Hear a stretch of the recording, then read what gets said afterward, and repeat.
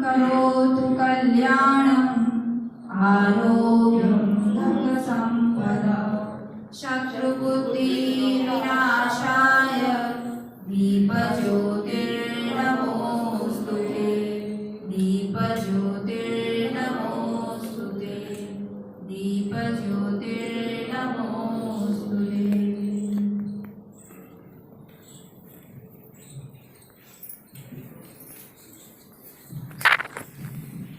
ओम का उच्चारण करेंगे।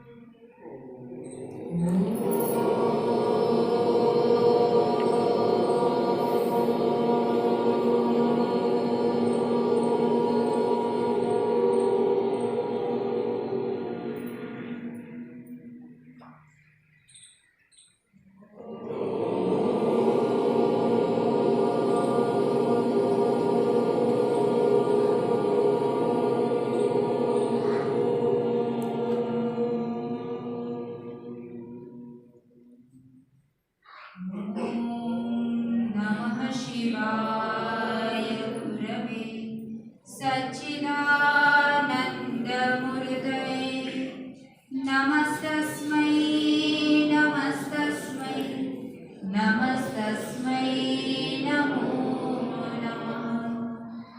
ॐ पूर्णमदः पूर्णमिदं पूर्णात् पूर्णमुदच्यते पूर्णस्य पूर्णमादाय पूर्णमेवावशिष्यते।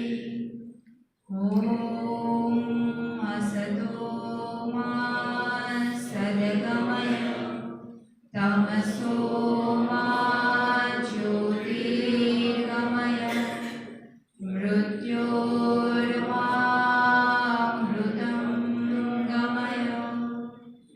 ॐ सहना भवतु सहनौ भुनक्तु सह वीर्यं करवावहै तेजस्विनावधीतमस्तु मा विद्विषावहै। ॐ शान्ति शान्ति शान्तिः। गुरुर्ब्रह्मा गुरुर्विष्णु गुरुर्देवो महेश्वरः गुरुर्साक्षात् परब्रह्म तस्मै श्री गुरवे नमः तस्मै श्री गुरवे नमः तस्मै श्री गुरवे नमः। सभी को जय भगवान करती हूँ। वो एक एक अग्रगण्य को बुलाएंगे और गुरु जी का स्वागत सत्कार करेंगे।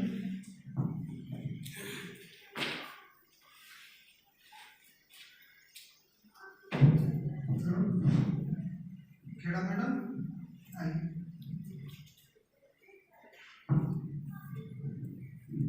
ये यहाँ पर मंदिर में महिला समिति महिला मंदिर में महिला कीर्तन महिला ये है सब देखो भाई।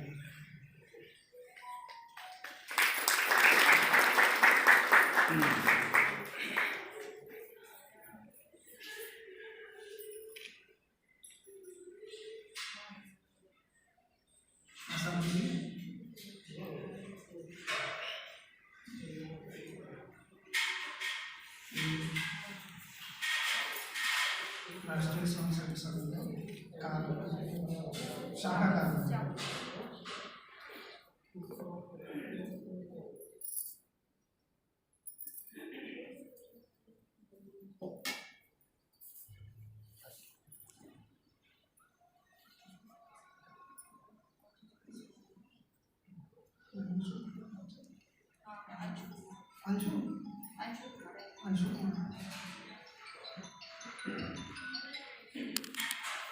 ये नागेश्वर जी के बेटे हैं।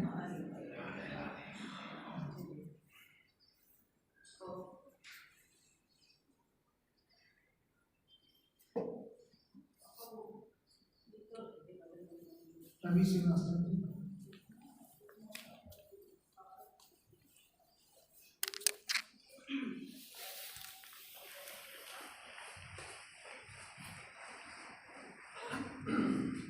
घनश्याम शर्मा जी।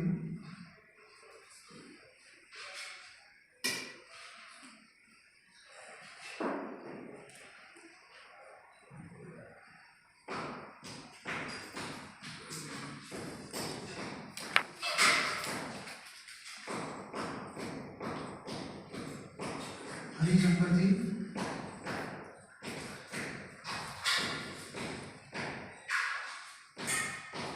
नारायण जी।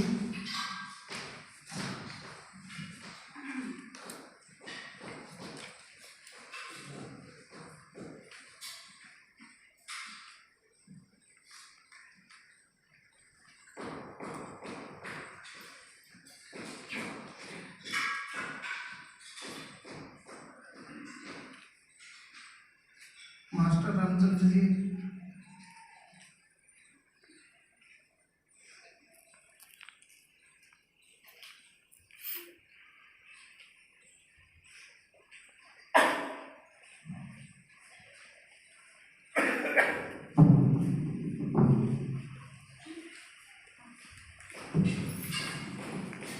सुरेश गोयल जी।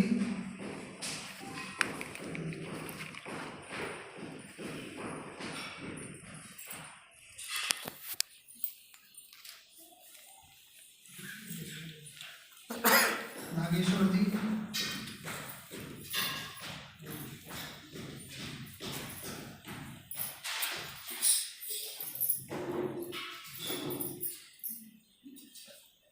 मंजू गुप्ता जी।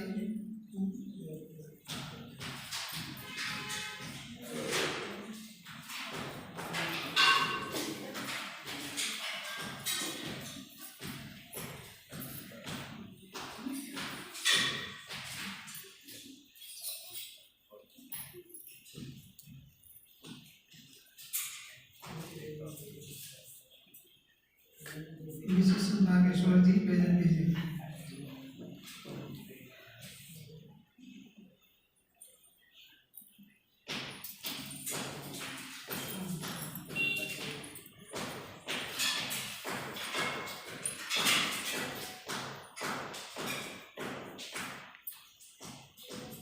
जी के साथ आए हैं जोशी जी।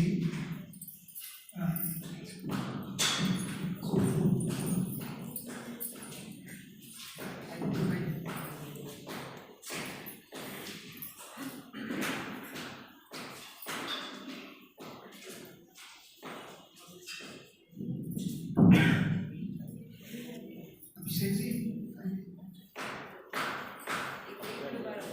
अक्षय जी, जयेश भाई का ये जयेश भाई जोशी है, गुरु जी के शिष्य है, बड़ोदरा से आए हैं और नर्मदा प्रोजेक्ट में इंजीनियर है। तो अक्षय जी गुरु जी का भी स्वागत करेंगे और जयेश भाई जो आए हैं उनका भी स्वागत करेंगे।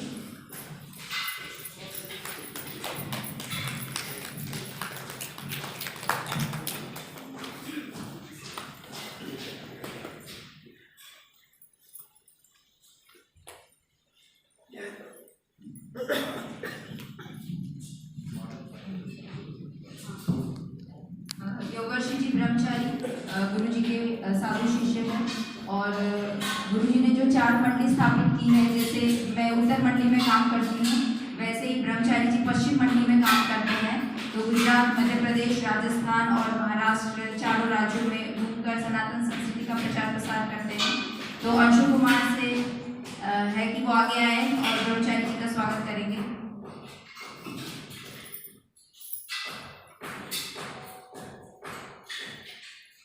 गुरु जी की सेवा में निरंतर रहते हैं। तो प्रिया से निवेदन है कि वो पहले ही का स्वागत करेंगे। वो मास्टर में अभ्यास कर रही है।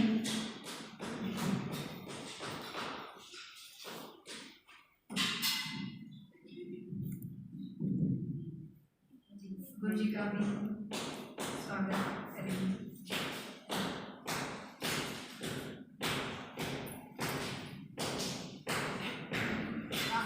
ब्रिज गोपाल जी आइए, गुरु जी का स्वागत करेंगे।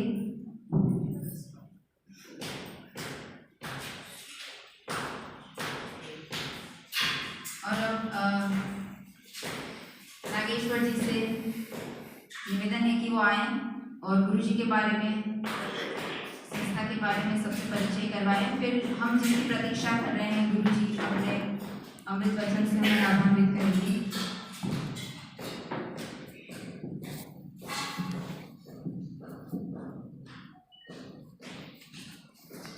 जय भगवान।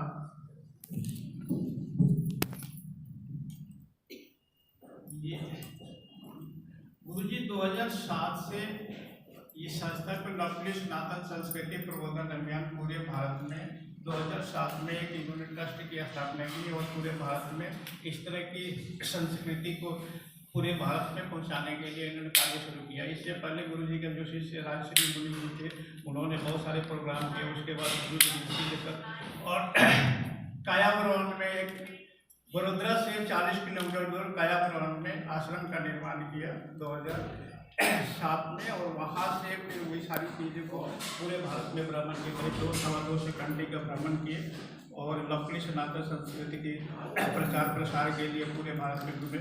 और विशेष तो गुरु जी बैठे, गुरु जी इसके विशेष बताएंगे कि इसके क्या क्या पूरे भारत में कैसे कैसे वो बात किए और कैसे कैसे क्या किए, वो तो गुरु जी हमसे सबसे बढ़िया बताएंगे।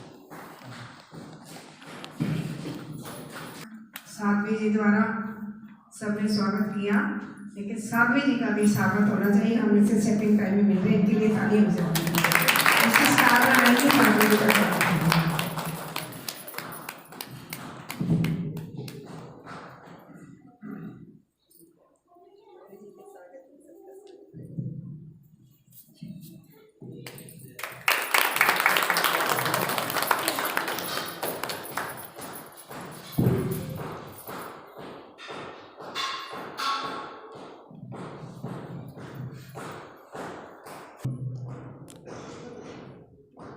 ओम। सभी सीधे टटर बैठेंगे। हम सब 3 बार दीर्घ ओम का उच्चारण करेंगे।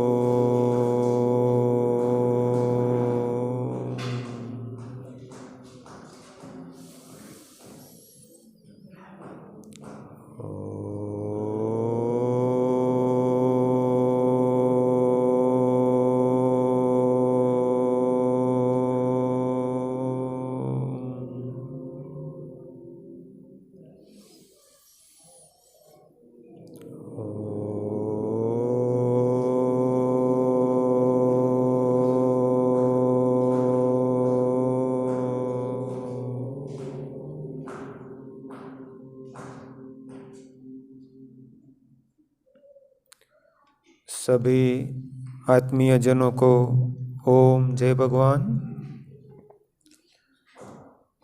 आज हम सब फरीदाबाद में देव मंदिर में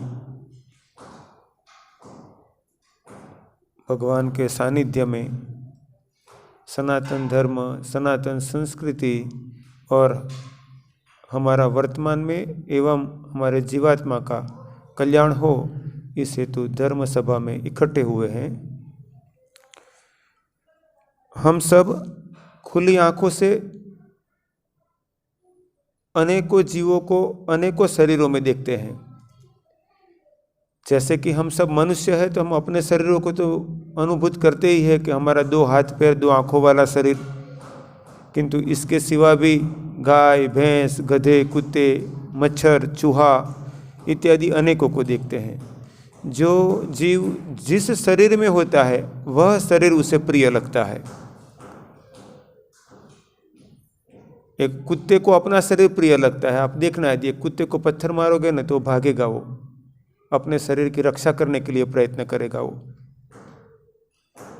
चूहे को भी अपना शरीर प्रिय लगता है, मच्छर को भी अपना शरीर प्रिय लगता है।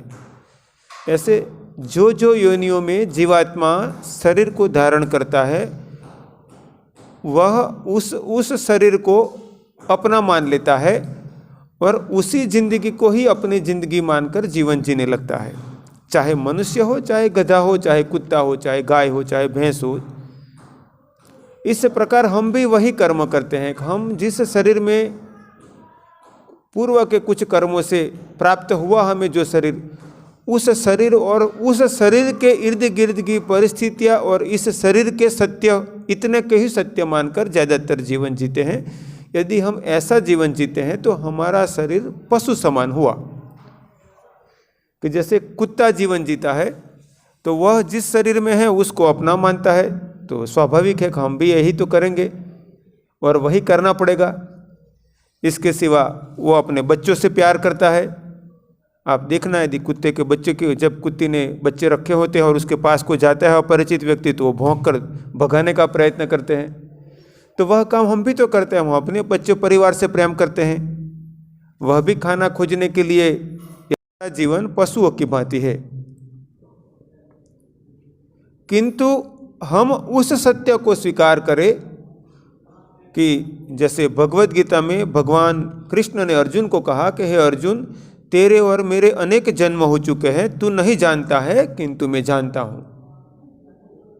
यानी भगवान ने कहा कि हम सबके भी अनेक जन्म हो चुके। हमारे सनातन धर्म का एक प्रधान सिद्धांत है पुनर्जन्म और मोक्ष प्राप्ति।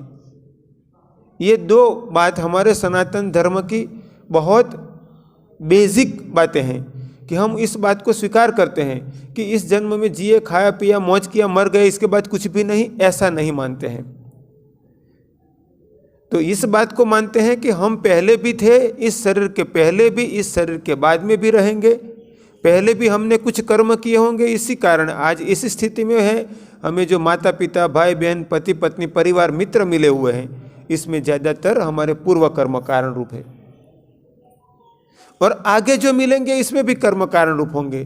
तो हमारे जन्म से पहले भी हमारा कोई शरीर होगा और मृत्यु के बाद भी होगा। इसको हम सनातन धर्म में स्वीकार करते हैं। और साथ में ये भी मानते हैं कि इस जन्म मृत्यु यदि चलता ही रहा ऐसा होगा, या तो इसमें से कोई बाहर निकल सकता है।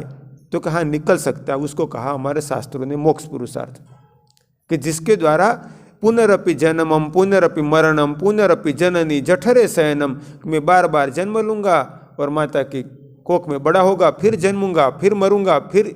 तो इस चक्र से बाहर निकलने का जो पुरुषार्थ है उसको कहा मोक्ष पुरुषार्थ।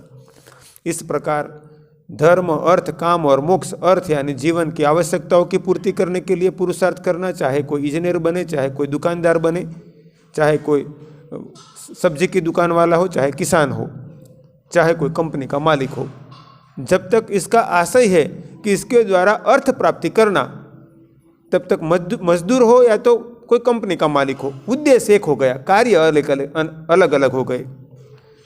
और काम पुरुषार्थ यानी कामना पूर्ति, आँख, नाक, कान, जीभ, चमड़ी, इस 5 इंद्रियों से हम काम को भुगतते हैं। जैसे मान लो कुछ अच्छा खाना मिला तो खुशी महसूस होती है, और खाने में ठीक नहीं मिला तो परेशानी महसूस होती है। ऐसे देखने में भी, ऐसे सुनने में भी, ऐसे चमड़ी, ठंडी, गर्मी इत्यादि है तो स्पर्श का सुख। जैसे नाक से यदि मान लो हम लोग बैठे हैं और यदि कुछ जैसे कहीं पर चलते हुए जाते हो, टायर की दुर्गंध आने लगी, कोई टायर जला रहा है या तो कोई मरा हुआ पशु सड़ा हुआ है, तो हमें अच्छा नहीं लगता है, नाक बंद करते हैं तो रास्ता बदलते हैं। तो इस 5 इंद्रियों के द्वारा सुख प्राप्त करने के लिए हम जन्म भर दौड़ते रहते हैं। इसको कहते हैं कामना पूर्ति, काम पुरुषार्थ। और वो 5 इंद्रिय ऐसी है, कभी एक की ओर दौड़ते हैं तो कभी दूसरे की ओर दौड़ते हैं, कभी एक साथ 2 ओर दौड़ते हैं। बचपन से बूढ़े होकर मर जाते हैं, फिर भी कामना पूर्ति नहीं होती है। एक राजा ययाति हो गए, उनकी पवित्रता और तप इतना था कि वो अपनी इच्छा के अनुसार अपने शरीर में कुछ न कुछ बदलाव या विशेषता प्राप्त करने के लिए सक्षम थे। उन्होंने पूरी जिंदगी भर भोग भुगते, बुढ़ापा आ गया, फिर भी इच्छाएं खत्म न हुई। उन्होंने अपने पुत्रों से कहा कि बड़े बेटे से कहा कि तू तेरा यौवन मुझे दे दे और मेरा बुढ़ापा तुझे प्राप्त हो जाएगा। अब हमारे पास अभी तो ऐसा साइंस नहीं है, किंतु ययाति के पास ऐसी शक्ति थी कि उनको वो मिल सकता था। उन्होंने पुत्र ने दिया तो उन्होंने पुत्र को वृद्धा शरीर हो गया और उनका शरीर में यौवन अवस्था आ गई। फिर भोग भुगतते गए, फिर दूसरे तीसरे, फिर भी उनकी इच्छाएं खत्म नहीं हुई। तो ययाति ने कहा भोगो न भुगता वयमेव भुगता। भोग भुगतते भुगतते भोग तो खत्म नहीं होते हैं, हम खत्म हो जाते हैं। भोग तो फिर बाकी रह गए, फिर इच्छाएं बाकी रह गई। इसलिए काम पुरुषार्थ में हमें संयम बरतना चाहिए। हमें ये सोचना चाहिए कि कभी तो लिमिट करनी चाहिए ना, कभी तो लिमिट आनी चाहिए। अच्छा होगा कि शंकराचार्य जैसे हमारे में भी बुद्धि आ जाए कि शंकराचार्य 8 साल का बच्चा, उसने तय कर लिया कि भाई संसार तो नश्वर है बुलबुले की भांति, ब्रह्म सत्य जगत मिथ्या। जैसे कोई बच्चा समुद्र किनारे गया, दादा के साथ में गया था, उसने देखा कि समुद्र किनारे बहुत बुलबुले बन रहे हैं। समुद्र का जल किनारे से जब टकराता है तो वापस जाते हुए बीच में थोड़ी हवा अंदर चली जाती है और बुलबुला बन जाता है। तो बुलबुले थोड़े ऊपर उठते थे और फूट जाते थे। वो बच्चे ने देखा बुलबुलों को, उसके दादा से उसने कहा दादा मुझे बुलबुला घर ले जाना है। दादा ने कहा बेटा बुलबुला घर नहीं ले जा सकते हैं। तो रोने लगा। दादा ने कहा मैं तुझे आइसक्रीम खिलाऊंगा। मुझे आइसक्रीम नहीं चाहिए, मुझे ये बुलबुला घर ले जाना है। तो दादा ने कहा था कि तुझे ये नई वाली साइकिल आई है ना वो फिर लाऊंगा। तो पहले वो कह रहा था दादा मुझे अभी जो नई साइकिल आई है ना वो लानी है। तो दादा कह रहे थे ठीक है तुझे दिवाली पे ला दूंगा तेरे लिए। तो दादा ने कहा आज ही तेरे लिए वो साइकिल ले लेंगे। वो कह रहे हैं मुझे साइकिल नहीं चाहिए, मुझे ये बुलबुला घर ले जाना है। तो दादा ने सोचा कि ये तो हो नहीं सकता है, तो घर पे थोड़ा कपड़े धोने का पाउडर इत्यादि जल में डालकर फूंक लगाएंगे तो बुलबुले बनेंगे। तो उन्होंने कहा कि मैं तुझे घर पे बुलबुले बना देंगे, हम बहुत बुलबुले बनाएंगे। मुझे घर पे बनाने वाले नहीं चाहिए, मुझे ये समुद्र से ही बुलबुला घर ले जाना है। बोलो आपके पास ऐसा कोई विकल्प है कि वहाँ से ले जाया जा सकता है घर पे? नहीं। बस हम भी उसी बच्चे भांति है। ये तो कभी तो जाने वाला है, ये कभी तो 5 साल 15 साल 25 साल 50 साल 70 साल कभी तो उसको गिरना है। कभी तो हमारे नाम के आगे स्व आना पक्का है। हम प्रयत्न करते हैं कभी ना आए, अभी ना आए, अभी ना आए, 5 साल 10 साल 20 साल, किंतु पहला ये स्वीकार कर ले कि कामनाओं की पूर्ति करते करते ययाति ने कहा भोगो न भुगता वयमेव भुगता। ये शरीर खत्म हो जाएगा किंतु इच्छाएं खत्म नहीं होगी। तो फिर बढ़िया व्यक्ति कौन सा? इच्छाओं के पीछे भागने वाला नहीं किंतु समझ जाने वाला, कब इच्छाएं मैं छोड़ दूं। एक कहानी राजा भर्तृहरि के जीवन की बताता हूँ। आप में से ज़्यादातर ने तो महाराजा भर्तृहरि के बारे में सुना होगा। राजा भर्तृहरि हो गए महान, भारतवर्ष के महान राजा हो गए। उन्होंने एक वक्त वैराग्य आने से गृह त्याग किया और साधु बन गए। जंगल में रहते हुए तप कर रहे थे। एक बार वो भिक्षा के लिए बस्ती में आए थे। एक कंदोई की दुकान पर जलेबी बन रही थी। वो जलेबी की जो स्मेल आ रही थी, सुगंध आ रही थी, वो मीठी सुगंध से आकर्षित होते हुए भर्तृहरि वहाँ पहुँच गए। वो कंदोई से कहा कि मुझे थोड़ी जलेबी दीजिए। कंदोई ने कहा आप थोड़ा रुपया दीजिए, 50 पैसा की, मतलब 4 आना 8 आना कुछ। अब राजा से साधु बने थे तो पैसा तो कमाने का तो कोई सिस्टम उनको था ही नहीं कि भाई, तो और उस वक्त उनके पास पैसा नहीं था। कंदोई ने कहा कि पैसा लाओ। तो उन्होंने पूछा पैसा कहाँ से मिलेगा? तो उसने कहा कि गांव के बाहर तालाब के खुदाई का काम चल रहा है, वहाँ पर पैसे देते हैं। अब कंदोई को पता नहीं था कि ये राजा भर्तृहरि है। तो राजा भर्तृहरि बाहर गए, एक तालाब खुदाई का काम चल रहा था, तो वहाँ जाकर कहा कि मुझे 8 आना दीजिए। क्योंकि कंदोई ने कहा होगा कि 8 आना लाइए। तो उसने कहा कि इतना खड्डा करना पड़ेगा आपको। जैसे मान लो किसी कहा जाए कि 3 बाई 3 का और गहरा 3 फीट का खड्डा करो, तो ऐसा कुछ नाप दे दिया। फावड़ा पकड़ा दिया उनको, तसला पकड़ा दिया। एक वक्त का राजा भर्तृहरि जो साधु बना था, फटे हुए कपड़े में रह रहा था, लोग पहचानते नहीं थे ये राजा था। और वो फावड़ा पकड़कर सुबह से पसीना थक जाता है, बैठता है, क्योंकि अभ्यास नहीं था, फफोले हो गए हाथों में। फिर भी वो काम करते रहे। शाम को 8 आना मिला, वो लेकर कंदोई की दुकान पर गए। कंदोई को 8 आना दिया कि 4 आना जो था वो दिया। कंदोई ने एक दुआने में थोड़ी जलेबी दी। वो जलेबी लेकर वापस आए तो तालाब के जो हिस्से में पानी था वहाँ आकर बैठे। वो एक दो आने में जलेबी थी, कहीं से वो थोड़ा गोबर ले आए और पास में ही गोबर रख दिया। सामने तालाब में थोड़ा जल था, मछलियाँ थी, जलेबी को मुंह के निकट लाते और फिर तालाब में फेंक देते और गोबर लेकर मुंह में रखते, ले खा, तेरे कारण मुझे पूरे दिन मजदूरी करनी पड़ी।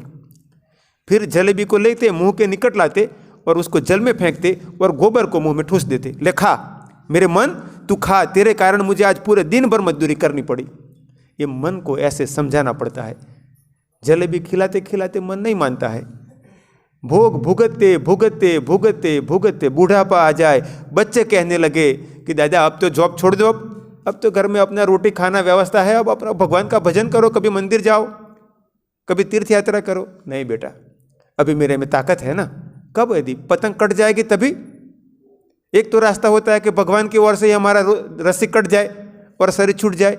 तो भगवान की ओर से जब हमारा आयु कर्म पूरा हो जाए और छुड़ा दे, इससे पहले जो छोड़ दे वो विवेकी, वो तो मजबूरी हो गई ना कि मौत आ गई और छोड़ना पड़ा शरीर। इससे पहले जो समझकर भोगों से अपना मन को हटा ले और भगवान में मन को जोड़ ले, उसने काम को जीता, उसने कामनाओं को जीता।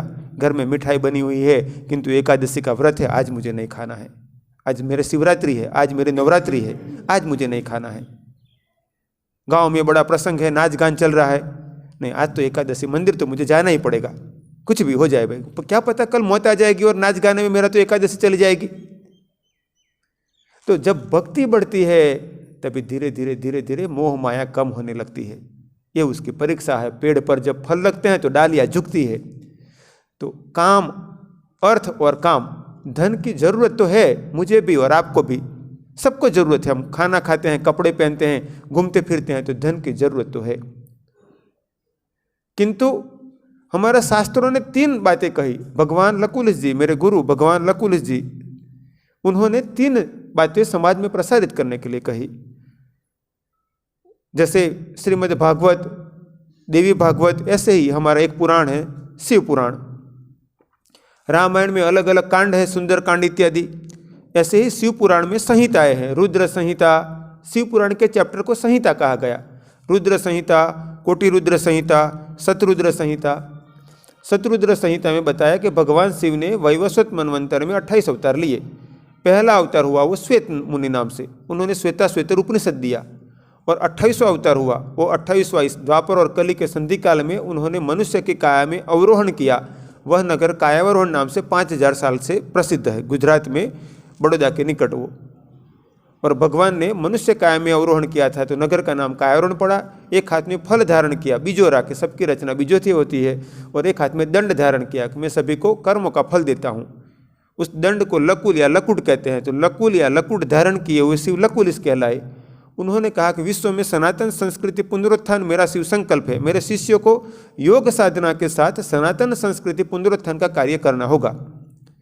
इसमें उन्होंने मुख्यतः 3 बातें कही, नैतिकता, सात्विकता और आध्यात्मिकता। नैतिकता यानी नीति से जीवन जीना। तो अर्थ पुरुषार्थ का तो प्रयत्न करना ही चाहिए। मनुष्य तो पुरुषार्थ करता ही है, पशु पक्षी भी पुरुषार्थ करते हैं।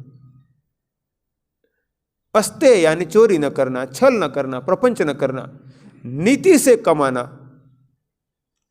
जब हम नीति से कमाते हैं तो कम से कम इतना होता है कि नया हमारे से पाप या अधर्म नहीं होता है, और जो प्राप्त होता है वो हमारे लिए और हमारी पीढ़ियों के लिए कल्याणकारी बन जाता है।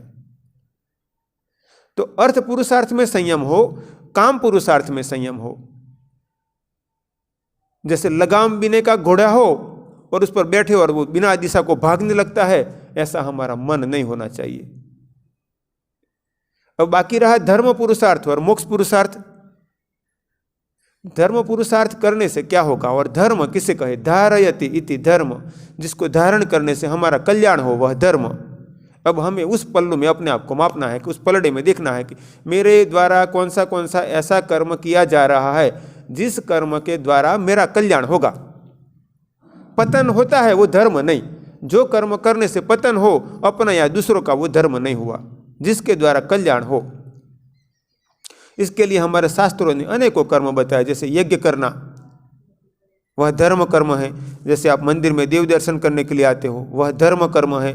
जैसे मंत्र जप करते हो, ओम नमः शिवाय, ओम नमः शिवाय, ओम नमो भगवते वासुदेवाय, ऐं ह्रीं क्लीं चामुण्डाय विच्चे या ओम भूर्भुवस्वः तत्सवितुर्वरेण्यं भर्गो देवस्य धीमहि धियो यो नः प्रचोदयात् या राम राम राम राम या श्री कृष्ण शरणम मम, कोई भी मंत्र जो हमारा सनातन धर्म के जो अपौरुषेय मंत्र है, कोई भी मंत्र का जप करते हैं तो धर्म कर्म है।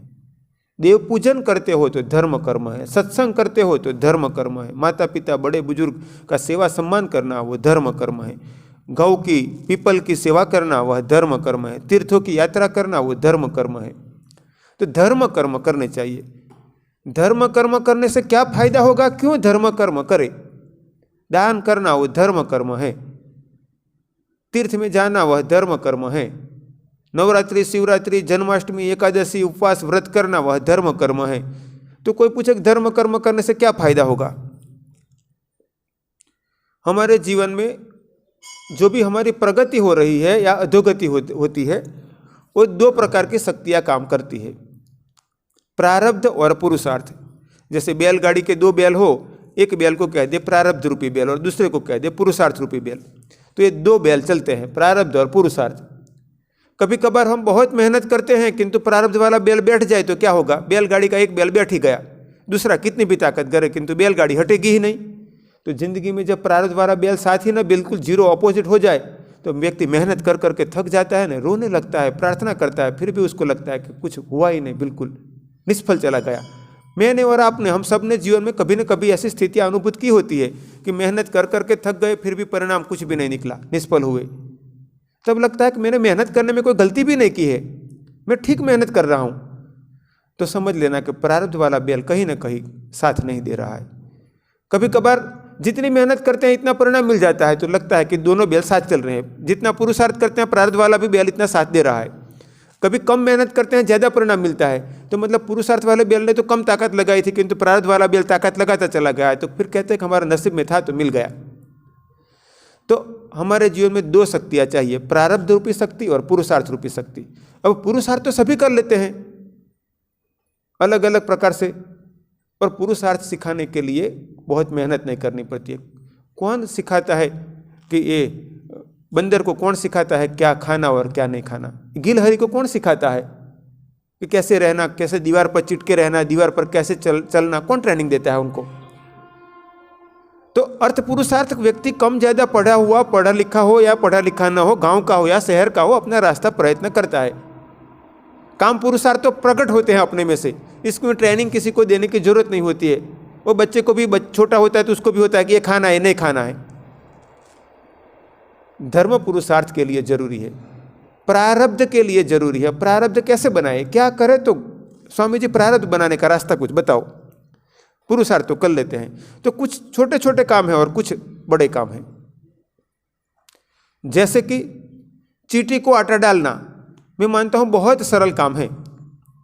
चींटी को आटा डाला जाए तो मैं थोड़ा सा आटा और 25, 50, 100, 200 चींटियों का पेट भर जाएगा। जैसे प्रीपेड मोबाइल होता है, प्रीपेड मोबाइल में बैलेंस कराते हैं तो मैसेज आ जाता है कि बैलेंस जमा।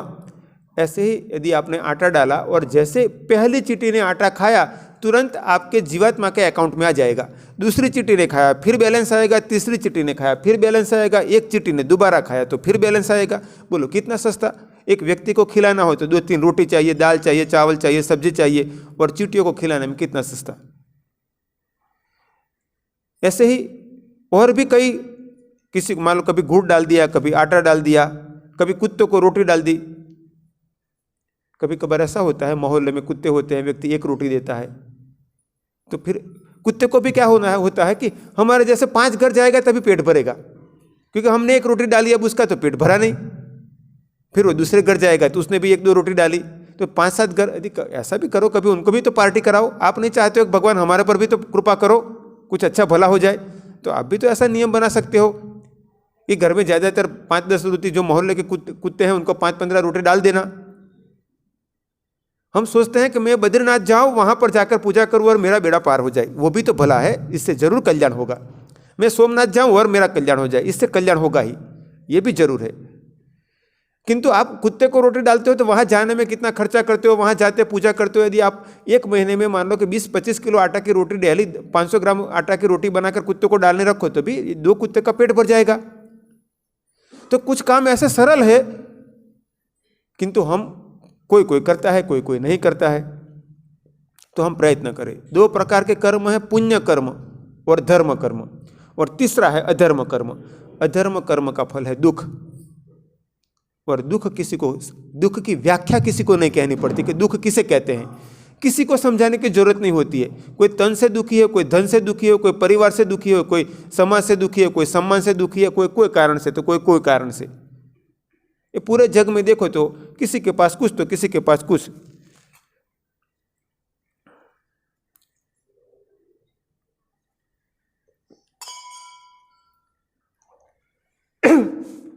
तो अधर्म या पाप का फल तो दुख है, पुण्य का फल सुख है, और धर्म का फल सुख और शांति। धर्म कर्म करना और पुण्य कर्म करना, दोनों में फर्क क्या है? पुण्य कर्म वह है जिसमें सेवा की, किंतु इसमें भगवान या भक्ति की जरूरत नहीं है। जैसे आप कहीं गए, कुत्ते को देखा, आपने 2 रोटी डाल दी, न तो आपने राम को याद किया, न शिव जी को, न माता जी को, न कुछ भी नहीं, ऐसे रोटी डालकर चले गए आप। तो आपके द्वारा सेवा हुई, किंतु इसमें भगवान भक्ति कहीं नहीं आई। तो आपने दूसरे को सुखी किया, इसकी गारंटी है कि आपको भी सुख मिलेगा, अभी नहीं तो कभी। किंतु आपने धर्म किया तो सुख के साथ शांति भी आएगी, प्रसन्नता भी आएगी। और आप जब जिंदगी में खुद महसूस किया होगा कि कभी सुख होगा किंतु शांति नहीं होगी, और कभी सुख के साथ शांति भी होगी। धर्म तो शांति का स्रोत है। धर्म तो अंदर से भी खुशी देता है, बाहर से सुख देता है, अंदर से भी सुख देता है। और पुण्य से सुख मिलने की तो गारंटी है, शांति मिलेगी कि नहीं मिलेगी उसकी कोई गारंटी नहीं है। तो पुण्य कर्म तो करने ही चाहिए, किंतु यदि पुण्य के साथ उसमें धर्म जोड़ दिया जाए, कुत्ते को रोटी डालते हैं, जब गाय को रोटी खिलाते हैं तो भगवान क्या जाती है, तो कुत्ते को भले हाथ न जोड़ो, किंतु इतना तो समझ ले कि ममे वासो जीव लोके जीव भूत सनातन। भगवत गीता में भगवान ने कहा कि सभी के अंदर मैं ही जीवात्मा के रूप में हूँ। तो कुत्ते में वही तो भगवान का अंश है, कोई कर्म से वो कुत्ता बना है। उनके प्रति तुच्छ का या तो अनादर का भाव न रखो। तो हमें प्रयत्न करना चाहिए, भूखे को भोजन, प्यासे को पानी, बीमार को दवाई, किसी को पढ़ना है तो उसको सहयोग किया जाए, पर किसी का बड़े बुजुर्ग या तो लाचार पीड़ित का अपमान न किया जाए। संसार में बहुत लोग ऐसे हैं कि जिसकी उम्र देखो तो 60 साल की उम्र है, मजदूरी काम कर रहा है, और 25 साल का व्यक्ति उसको अपमान कर रहा है। तो हमें सोचना चाहिए कि हम दुनिया को दूसरों को न बदल सके तो कम से कम हम अपने आप को तो बदले। कि कोई व्यक्ति किसी कारण से लाचारीवश ऐसी स्थिति में जीवन जी रहा है कि वो मजदूरी काम कर रहा है या तो परेशान पीड़ित है, और हम उसका अपमान करके और उसको दुखी कर देते हैं। तो प्रयत्न करें कि धर्म कर्म करें, भूखे सेवा के कार्य करें, परमार्थ के कार्य करें, मंत्र जप करें, देव दर्शन करें, ध्यान करें। इस धर्म कार्यों का फल ही होता है कि वर्तमान जन्म में कल्याण होता है, और साथ में ही आने वाले जन्मों में भी अच्छी स्थिति प्राप्त होने की संभावना बढ़ जाती है। ऐसा हमारे सनातन धर्म के शास्त्रों में लिखा हुआ है। कई बार देखा जाए तो लोगों के पास एक दिक्कत होती है कि स्वामी जी समय ही नहीं है। एक्चुअल में ऐसा किसी के पास नहीं है कि 24 से 25वां घंटा हो। टाइम मैनेजमेंट, जो व्यक्ति जिसको महत्व देता है उसके लिए समय का उपयोग करता है। आपने जब भगवान को महत्व दिया तो भगवान के लिए समय निकाला। रिश्तेदारी के लिए समय जरूरी होता है कि मामा के बेटे की शादी है, क्या करे, जाना ही पड़ेगा, मन है कि नहीं है, फिर जाना तो पड़ेगा ही। तो जब मूल्य हमारा धर्म के प्रति भी प्रबल हो जाएगा तो हम धर्म के लिए भी समय निकालेंगे। चौथा पुरुषार्थ है मोक्ष पुरुषार्थ। मोक्ष पुरुषार्थ यानी कि हमें इस संसार में जन्म मृत्यु से छूट जाना। उसके लिए क्या किया जाए, तो पहले हमें जानना पड़ेगा कि बंधे हुए किससे है। जब बंधन के बारे में पता चलेगा तभी तो छूट पाएंगे। एक बार एक राजा के दरबार में एक संत जी गए। राजा ने उनका स्वागत सत्कार किया। राजा ने उनसे पूछा कि महाराज, इस संसार से छूटने का क्या रास्ता, उसका हमें मार्गदर्शन कीजिए। फिर उन्होंने पहचान कराई कि स्वामी जी ये मेरे गुरुजी है और ये है वगैरह, परिचय कराया। संत जी ने कहा कि राजा, मैं तुझे उपाय तो बताता हूँ, किंतु तुझे 10 मिनट के लिए मुझे राजा बनाना होगा। और याद रख, जब मैं राजा की गद्दी पे बैठूँ तो सेनापति मंत्री सभी लोग मेरे ही आदेश मानेंगे 10 मिनट के लिए। इसके बाद फिर मैं गद्दी से उतर जाऊँगा। तो मैं तुझे प्रैक्टिकल समझा दूंगा, और विश्वास रख के मैं तेरी गद्दी छीनने वाला नहीं हूँ। तो राजा ने कहा ठीक है स्वामी जी। और मंत्री को, सेनापति को, सबको आदेश दे दिया कि 10 मिनट के लिए राजा ये है, उनका ही आदेश सबको मानना होगा। जैसे ही संजय गद्दी पे बैठे, उन्होंने कहा मंत्री को कि सेनापति को इस राजा को खंभे से बांध दो, तो तुरंत वो सेनापति अटक गया। फिर भी राजा ने कहा ठीक है, जैसे कहते हो वैसे करो, अभी वो 10 मिनट के लिए वही राजा मानो। तो राजा को खंभे से बांध दिया। फिर कहा राजा के गुरु को दूसरे खंभे से बांधो, तो राजा के गुरु को दूसरे खंभे से बांध दिया। फिर गुरु को कहा कि तुम्हारा शिष्य बंधा हुआ है, उसको छुड़ाओ।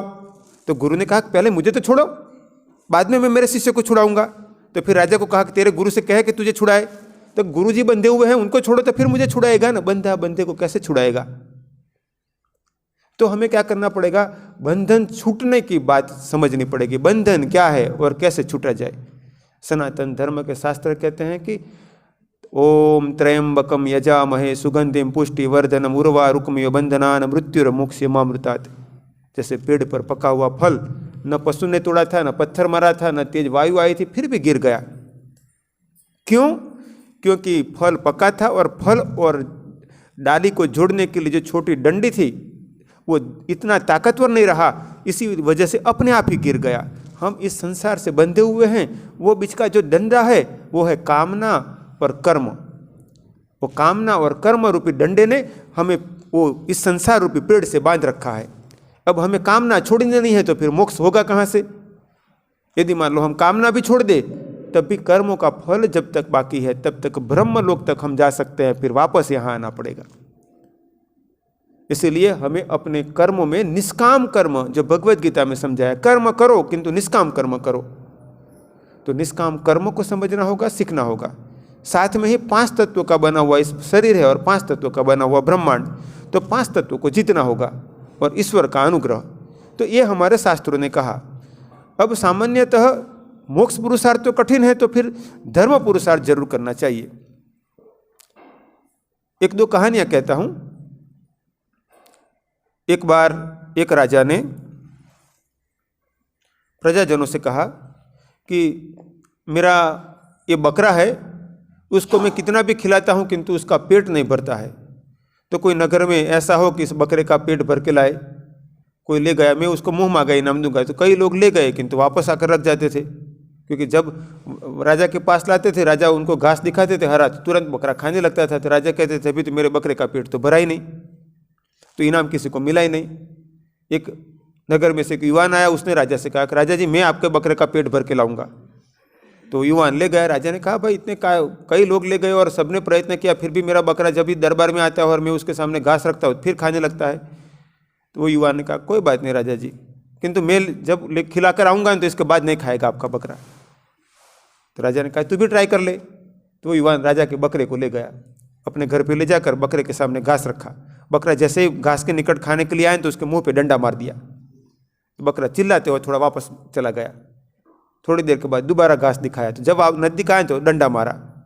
तो 2 बार 4 बार के बाद बकरे को घास दिखाते तो बकरा 2 कदम वापस मुड़ता था। जब ये अभ्यास पक्का हो गया, इसके बाद वो युवान राजा के बकरे को राजा के पास ले गए। युवान खड़ा था, राजा खड़े थे और बकरे को राजा ने घास दिखाया। तो बकरे ने युवान की ओर देखा और फिर 2 कदम वापस गया। राजा चकित से रह गए कि ये बकरा तो कितने वक्त से ऐसा कभी भी कितना भी खाए और घास दिखाओ फिर खाने लगता था। तो ये मन रूपी बकरा ऐसा है कि उसको यदि भोग देते चले जाएंगे तो वापस नहीं जाएगा, डंडे पड़ेंगे तब वापस जाएगा। तो हमें क्या करना पड़ेगा, संसार में जीवन जीते जीते ये प्रयत्न करना पड़ेगा। तो सबसे पहला काम कि दुनिया की गलतियों को, दूसरों की गलतियों को निकालते निकालते तो बहुत वक्त बीत गया। कबीर जी कहते हैं बुरा देखन में चला बुरा न मिलिया कोई, देखा अपने आप को मुझसे बुरा न कोई। तो हम पहले तो शुरुआत ये करें कि मैं दूसरों की गलतियां देखना बंद करूं। यदि किसी की गलती देखकर उसको सुधारने में मदद रूप हो सकूं तो अच्छी बात है, किंतु उसको मदद रूप भी ना हो और मेरे मन को गंदा करूं तो ये काम बंद करूं मैं। तो फिर किसकी गलती देखूं, मैं अपनी गलतियों को सोचूं। तो पहला काम आएगा अपनी गलतियों को सोचना समझना। फिर दूसरा काम आएगा, एक मटके को हमें जल से भरना है। मटका नल के नीचे रख दिया, नल चालू कर दिया, नल में से पानी गिर रहा है किंतु मटका भर ही नहीं रहा है। 2 घंटा 3 घंटा नल में से तो भरपूर पानी आ रहा है क्योंकि मटके में छेद है। तो पानी कितना भी आएगा फिर भी मटका भरेगा ही नहीं। तो हमें अपने जीवन में से उस स्थितियों को पहचान कर कि जो अपनी ऊर्जाओं को, जो अपनी पवित्रता को, जो अपने तप को, अपने धर्म कर्म को हानि करते हैं, पतन करते हैं, उन सब छेदों को बंद करना होगा। नहीं तो बहुत से आप में से ऐसे बहुत होंगे कि कुछ न कुछ धर्म तप जप करते रहते होंगे, फिर भी फरियाद होगी कि इतना सारा कर रहे हैं फिर भी क्यों नहीं परिणाम मिल रहा है, इतना सारा कर रहे हैं फिर भी क्यों परिणाम नहीं मिल रहा है। तो पहला काम मटके के छेद बंद करो। अब मटके के छेद बंद कर दिए, इसके बाद दूसरा काम क्या करना है, तो कि नल के नीचे रखना चाहिए। यदि मान लो किसी ने मटके के छेद बंद कर दिए किंतु नल के नीचे की जगह साड़ी में रखा, अब नल भी चालू है, मटका भी साड़ी में पड़ा हुआ, भर नहीं रहा है, तो उसके बाद भगवान की भक्ति के अंदर रखो, धर्म के नीचे रखो, तो दूसरा काम होगा। अब फिर भी मटका कब भरेगा, तो मटका भरने से पहले मटके को हटा मत लो। यदि पहले हटा लोगे तो मटका आधा रहेगा। तो जब तक हम भगवान की भक्ति में पूर्ण लीन न हो जाए तब तक हमें उसमें डूबा रहना पड़ेगा। संसार में जीवन जीते जीते तुकाराम ने भक्ति कर ली, कबीर ने भक्ति कर ली, नरसिंह मेहता ने भक्ति कर ली। कईयों को कंप्लेन होती है, क्या करे गुरुजी, संसार में तो इतनी दिक्कतें होती है, अब भक्ति कैसे करे। कोई व्यक्ति कबीर जी के पास गया, कबीर जी से कहा कि मुझे शादी करनी है, तो मुझे कैसी लड़की के साथ शादी करना चाहिए। कबीर जी ने कहा कि कल दोपहर को आना। वह व्यक्ति दूसरे दिन दोपहर को वहाँ आया, धूप था, कबीर जी धूप में बैठे थे। उन्होंने पत्नी को आवाज़ लगाया, अरे सुनती हो? उसने कहा हाँ जी। अब फानुस जलाकर लाओ तो। उनकी पत्नी ने कुछ पूछा नहीं, एक फानुस को जलाकर लाकर वहाँ रख दिया। कबीर जी ने कहा ऐसी पत्नी मिले तो लाना। अब आपको लगेगा तो मतलब तो ही भक्ति हो पाएगी। दूसरा मैं उदाहरण कहता हूँ तुकाराम का। तुकाराम थे, उनके बारे में कहानी पढ़ने में आती है कि एक बार खेत में गए थे, गन्ना लेकर आए। पति या पत्नी, पत्नी कहने से ऐसा नहीं मैं सोचना कि पत्नी ऐसी हो, पति पत्नी दोनों की बात है, तो एक वैचारिक बातें हैं। तो जब गन्ना लेकर आए थे तो रास्ते में बच्चों ने कहा तू का गन्ना दो, तू का गन्ना दो, तू का गन्ना दो। तो तुकाराम बच्चों को एक एक एक एक डंडा देते चले गए। तो घर पे आए थे, एक ही डंडा बचा था। उनकी पत्नी ने कहा कि आप तो गन्ना लेने के लिए गए थे तो एक ही डंडा लेकर आए। तो बच्चों ने मांगा तो मैंने दे दिया। तो इतनी गुस्से हो गए तो डंडा तुकाराम को मारा, तो डंडे के 2 टुकड़े हो गए। तुकाराम ने कहा अच्छा हुआ, ऐसे भी तोड़ना ही था, तो 1 टुकड़ा तेरा 1 टुकड़ा मेरा। देखो तुकाराम को ऐसी दिक्कत थी तब भी उन्होंने भक्ति की। और तीसरा नरसिंह मेहता के जीवन में देखो, नरसिंह मेहता भक्ति करते थे। छूताछूत का उस वक्त बहुत चल रहा था, जातिवाद का बहुत चल रहा था। तो हरिजन वास में भी वो भजन के लिए जाते थे, तो कई लोग मना करते थे कि वहाँ मत जाना। उस जमाने में छूताछूत चलता था इतना। नरसिंह मेहता की पत्नी बीमार थी, उनको दवाई वगैरह दी। रात्रि का वक्त था। नरसिंह मेहता ने कहा मुझे भजन के लिए आमंत्रण आया है, जिंदगी और मृत्यु तो भगवान के हाथ में है, मैं तेरे पास रहूँगा तब भी यदि तेरी मृत्यु और जीवन होगा तो वैसा ही होगा, दवाई सभी निमित्त मात्र है। तो महती यदि तू कहे तो मैं भगवान की भक्ति कर लूँ, इसमें मेरा और तेरा सबका कल्याण होगा। तो उसने देखा कि उसके पति का सचमुच में भक्ति में इच्छा है, और उनकी बात तो सही है कि जिंदगी देने वाला और जिंदगी लेना वो तो सब भगवान के हाथों में, सिस्टम के हाथों में, ईश्वरीय सिस्टम के हाथों में। तो नरसिंह मेहता फिर भजन में गए, रात्रि को भजन करते रहे। जब वापस आए तो महती का शरीर छूट गया था। तो लोग गालियाँ बोलने लगे, इसी वक्त भी आप हाजिर नहीं रहे। नरसिंह मेहता ने भजन गाया, भला हुआ टूटी जंजाल सुखे भजेंगे श्री गोपाल। ये जो हुआ वो भी भला हुआ, मतलब इसमें भी दुखी नहीं है। तो ये 3 बातें मैंने इसीलिए कही कि हम ये कंप्लेन ना करें कि मेरे घर में ऐसा होता ना तो भक्ति करता, मेरे पति या पत्नी ऐसे होते ना तो मैं भक्ति करता, मेरे परिवार में ऐसा होता ना तो भक्ति करता। जिस वक्त जिस हाल में जहाँ जैसे हो वो भक्ति कर लो। अब एक लगता है कि हम भक्ति करेंगे तो क्या अगले जन्म में हम लोग साथ, कई बार ऐसा होता है ना, सोचते हैं कि भाई अगले जन्म में भी साथ साथ, ऐसी कोई सिस्टम नहीं है। पुरुष दोबारा पुरुष ही बनेगा, स्त्री स्त्री ही बनेगी, और रिश्तेदार रिश्तेदार ही बनेंगे, ऐसा कहीं शास्त्रों में कहा नहीं है। मैंने एक भजन में लिखा है, करम सिवा ना कछु कोई तेरो जान, करम सिवा ना कछु कोई तेरो जान। सैकड़ों हो गए मात पिता तेरे, संगी साथी प्रियजन मान, मिलते बिछुड़ते तिनके समुंदर में, ऐसे जीवों का मिलना जान। ये संसार में कर्म सिवा किसी का कुछ कोई नहीं। तो हमें प्रयत्न करना चाहिए कि हम धर्म कर्म करें, परमार्थ के कर्म करें, सत्संग करें। अंत में बुद्ध के जीवन की एक घटना के बुद्ध ने देखा कि वो उनके पिताजी ने, पता था कि ब्राह्मणों ने कहा था कि उनको वैराग्य आएगा, साधु बन जाएंगे, तो ऐसी व्यवस्था की थी, कोई वो बीमार को, बुजुर्ग को देखे नहीं, पीड़ित को देखे नहीं, ऐसी राजा ने व्यवस्था की थी। एक दिन उनको इच्छा हो गई कि मुझे नगरचर्या के लिए जाना है, सारथी लेकर गया। तो किसी व्यक्ति को खांसते हुए उन्होंने देखा, तो उन्होंने पूछा वो ये ऐसा क्यों कर रहा है, खांसते हुए कैसा देखा? तो क्योंकि वो बीमार है। तो बीमार क्या होता है? तो शरीर की जो सिस्टम है वो ठीक नहीं होती है तभी ये। तो क्या मुझे भी ऐसा हो सकता है? तो सारथी ने कहा हाँ आपको भी तो हो सकता है, तो किसी को भी हो सकता है।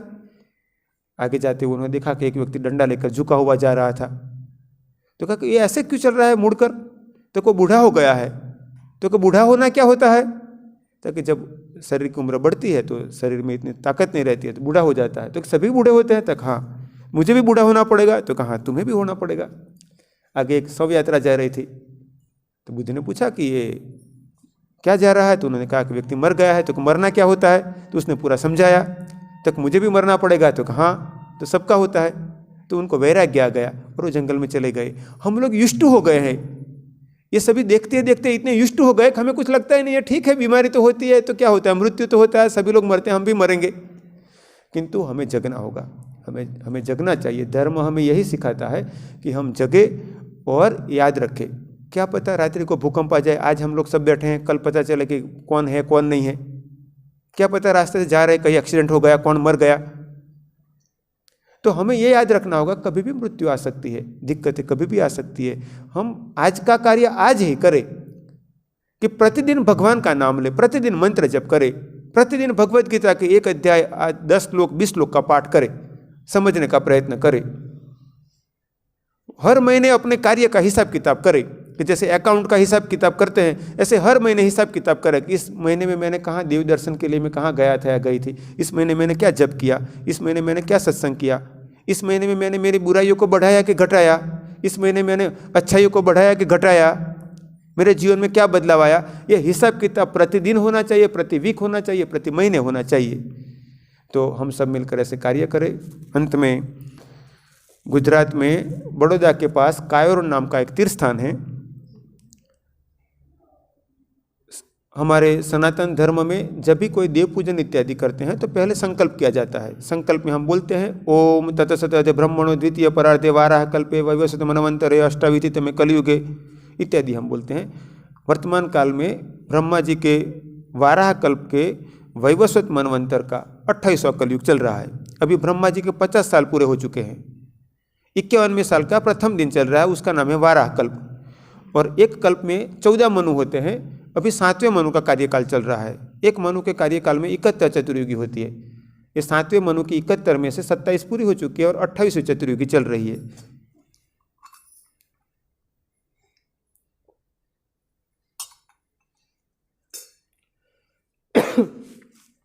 अट्ठाईसवीं चतुर्युगी का सतयुग, त्रेता और द्वापर गया, अभी कलयुग चल रहा है।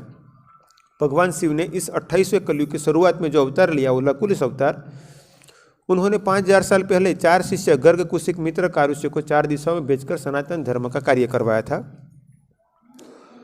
विश्वामित्र मुनि को गायत्री मंत्र और गायत्री देवी का दर्शन हुआ था। वह तीर्थ वही भूमि थी जो सतयुग की इच्छापुरी, त्रेता की मायापुरी, द्वापर की विश्वामित्र मुनि को गायत्री मंत्र प्राप्त होने से मेघावती नाम पड़ गया था। वहाँ भगवान शिव ने अवतार लेकर वो भूमि कायवरुण नाम से प्रसिद्ध हुई। विश्वामित्र मुनि ने वहाँ पर शिवलिंग की स्थापना की थी और भगवान शिव का आवाहन किया था। तो भगवान शिव ने कहा कि मैं सूक्ष्म रूप से यहाँ विद्यमान रहूँगा।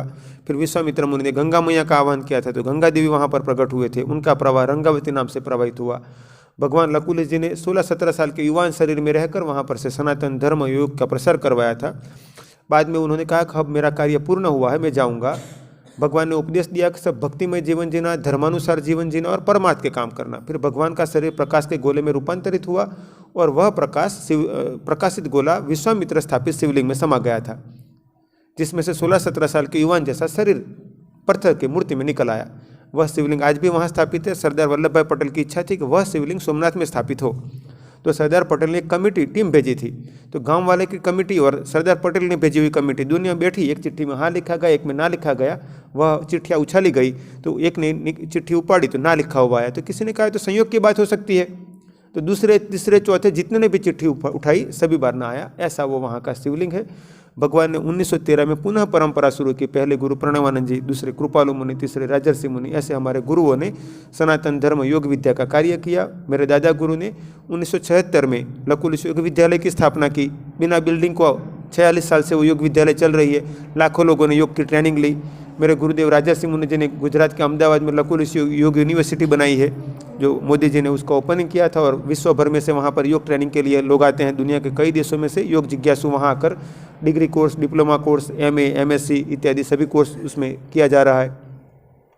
और हमने पुनः कायरोण में से सनातन धर्म के लिए भारत में और विश्व में काम करने के लिए 4 मंडलियाँ निर्माण की।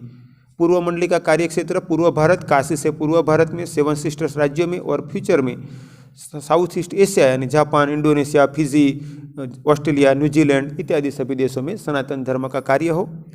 उत्तर मंडली में पूर्व में सत्यम जी करके हैं, उत्तर मंडली में सांभवी मैया है जो उत्तर भारत के दिल्ली, पंजाब, हरियाणा, हिमाचल, उत्तर प्रदेश, उत्तराखंड राज्य में प्रवास करना, जम्मू इत्यादि में जाना और सनातन धर्म का प्रसार हो। भविष्य में यूरोप और रशिया में प्रवास करना। पश्चिम मंडली में योगर्षि जी आए हैं। ये मंडली ये है कि उनको पश्चिम भारत के 4 राज्यों में, नॉर्थ साउथ अमेरिका में काम करना।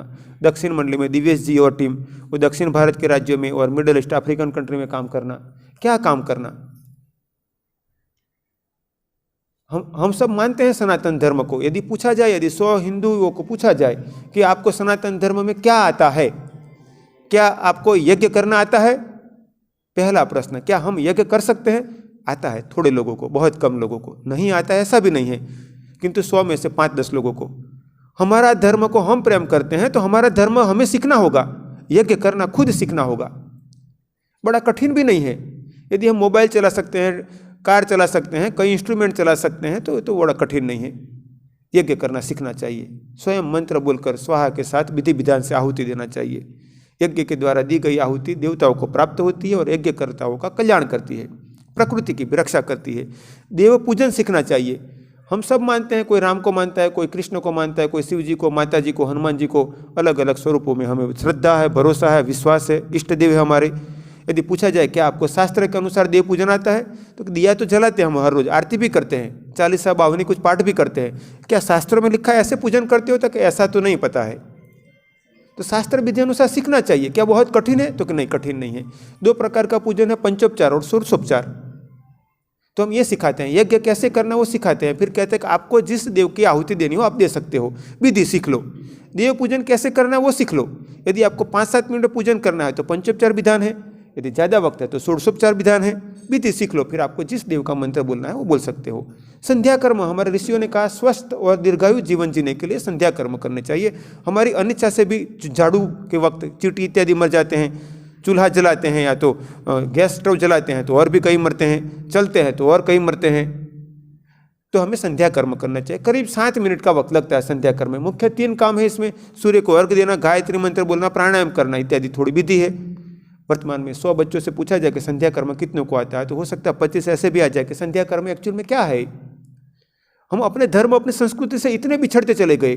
16 संस्कार की हमारी परंपरा थी। पशु पक्षी भी बच्चे पैदा करते हैं, मनुष्य भी पैदा करता है, किंतु मनुष्य में गर्भाधान संस्कार, उसको एक संस्कार कहा गया कि बीजारोपण करने से पहले क्या तैयारी करनी, श्वास की स्थिति क्या होनी चाहिए, नक्षत्र का कौन सा चरण चलता होना चाहिए और हमारा मन की स्थिति क्या होनी चाहिए। वहाँ से लेकर तो बच्चा 3 महीने का होता है, गर्भ में तो सर बनता है, तभी का संस्कार 7 महीने का होता है, शरीर बना तभी का संस्कार, जब उसका माता के शरीर से अलग होता है तो जात कर्म संस्कार, नाम कर्म से मरता है तभी अंत्येष्टि। अब संस्कारों की परंपरा को भी समाज में पुनः आज भी बहुत सी संस्थाएं कार्य कर रही हैं, हमें उसको और आगे बढ़ाना है। हमारे शास्त्र देखो, घरों में बहुत से व्यवस्थाएं होती है, 4 वेद, 4 उपवेद, 6 दर्शन शास्त्र, बहुत महंगा नहीं है, किंतु बहुत कम परिवारों में है।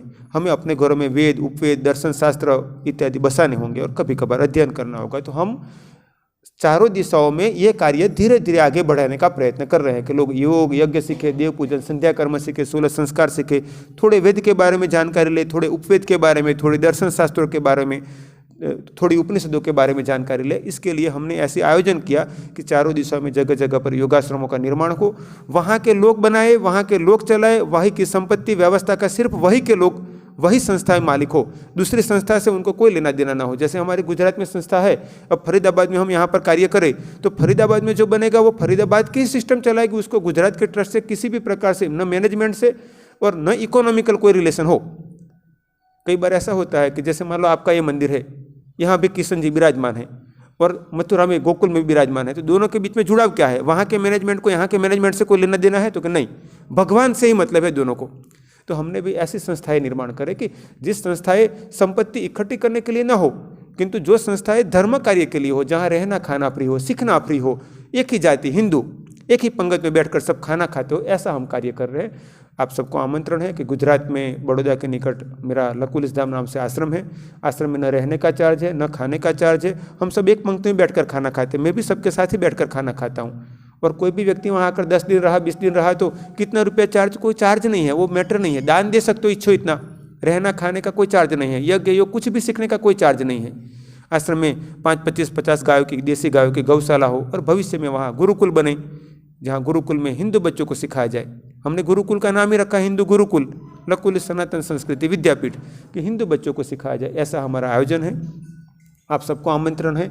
साथ में ही ये मेरी शिष्या सांभवी मैया उत्तर भारत में कार्य कर रही है, तो आप यहाँ पर भी सीखने का आयोजन कर सकते हो। वो अच्छी योग ट्रेनर है, यज्ञ भी अच्छा सिखा सकती है, देव पूजन, संध्या कर्म, सभी सनातन धर्म के हमारे विधि विधान, हमारे अत्रि, वशिष्ठ, विश्वामित्र, गौतम, गालव, कणाद, भारद्वाज जो ऋषियों ने कहा वही परंपरा को हम चलाते हैं।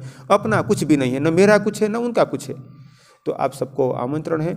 2 प्रकार की स्थिति आज देखो संसार में।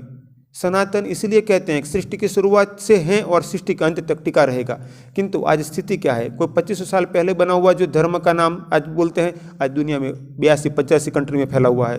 कोई 1500 साल पहले बना हुआ है, आज 57-58 कंट्री में फैला हुआ है। और आज हमारे हिंदू की स्थिति देखा जाए तो सिकुड़ता चला जा रहा है। इसके पीछे कारण कौन है? हम सब, क्योंकि हम सबके पास समय नहीं है इसके लिए। 3 प्रकार की शक्ति आपके में चाहिए, आपके परिवार में चाहिए, सरस्वती, लक्ष्मी और काली, यानी ज्ञान, ऐश्वर्य और बल। जब हमारे हिंदू समाज में से, हमारे परिवारों में से सरस्वती कम होगी तो हम ऐसे काम करेंगे कि अपने काम से खुद ही दुखी हो जाएंगे। सरस्वती कम होगी तो दरिद्रता से दुखी होंगी, और काली कम होगी तो काश्मीर जैसा होगा कि जहाँ हमारे में बल नहीं होगा तो आतताइयों छीन लेंगे हमारे से या परेशान करेंगे। इसलिए हमें अपने घर में, अपने परिवार में, अपने समाज में सरस्वती की आराधना यानी ज्ञान बढ़ाना है, धन बढ़ाना है और बल बढ़ाना है। तो आओ हम सब मिलकर ये कार्य करें। ये कोई मेरा अकेला कार्य नहीं। मैं तो सन्यासी हूँ, मैंने कपड़े पहने हुए वो भी किसी ने दान दिया हुआ है, खाना भी कोई देता है तभी खाता हूँ मैं। मुझे जो खाना मिलता है, चाहे आश्रम में भी चल रहा है तो भी वही चलता है कि जब लोगों से दान मिलता है। तो रहने का, खाने का, हमारा जीवन तो सबके दान पर आधारित है। किंतु हम सब मिलकर कार्य करें कि हमारी वर्तमान और हमारी आने वाली पीढ़ियों हमारे सनातन धर्म को उत्तम रूप से धारण करे और आगे बढ़ाए। अंत में भगवान से प्रार्थना करता हूँ आप सबको ऐसी मति, शक्ति, परिस्थिति और क्षमता प्रदान करे जिससे आप उत्तम रीति से धर्म मार्ग पर आगे बढ़ो, अपना कल्याण करो, बच्चे, परिवार सबका कल्याण हो। ओम ओम। सबका मंगल हो, सबका मंगल हो, सबका मंगल हो। ओम। जय भगवान जी। ये घनश्याम जी, मनोहर जी, गर्ग जी, ये सभी वहाँ आश्रम में आए हुए हैं और यहाँ पर भी आप आयोजन कर सकते हो। ओम। जय भगवान। भगवान गुरु जी की पावन वाणी सुनकर हम सभी तृप्त हो गए। और आप सबने सुनने के बाद अगर कोई जिज्ञासा मन में हुई है, कुछ धर्म से, अध्यात्म से संबंधित कुछ जिज्ञासा, कुछ प्रश्न प्रकट हुए हैं, तो आप निसंकोच गुरु जी से प्रश्न कर सकते हैं, आपको उचित समाधान मिलेगा। तो यदि कोई आत्मीय जन पूछना चाहते हैं जी, तो आप बिल्कुल अपनी जगह पर रहकर बिल्कुल आप पूछ सकते हैं गुरु जी से। आचार्य जी, एक चीज़ पूछना है। जो हम इस जन्म में, जैसे अगला जन्म क्या होगा वो हमें नहीं मालूम, पिछला क्या हुआ वो नहीं हुआ, जो हम इस जन्म में कर्म करते हैं, पूजा पाठ करते हैं, तो क्या उसका फल हमें इसी जन्म में मिलेगा या अगले आने वाले जन्म में मिलेगा? क्या उसका फल, वो ही जानना चाहती हूँ।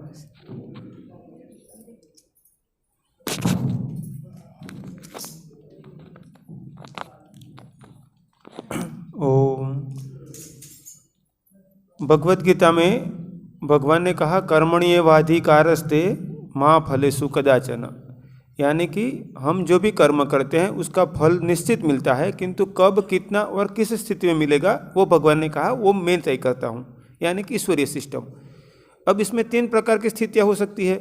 एक तो हमने कर्म किया तत्काल फल मिल जाए, एक स्थिति तो ये होती है कि हमने कर्म किया, जैसे कि उसका एक उदाहरण कहे कि एक व्यक्ति बाजार में जा रहा था, किसी से उसका बात में झगड़ा हो गया, उस व्यक्ति ने एक तमाच मारी और सामने वाले ने एक तमाच मारी, कर्म किया तुरंत और तुरंत रिटर्न भी आ गया गिफ्ट।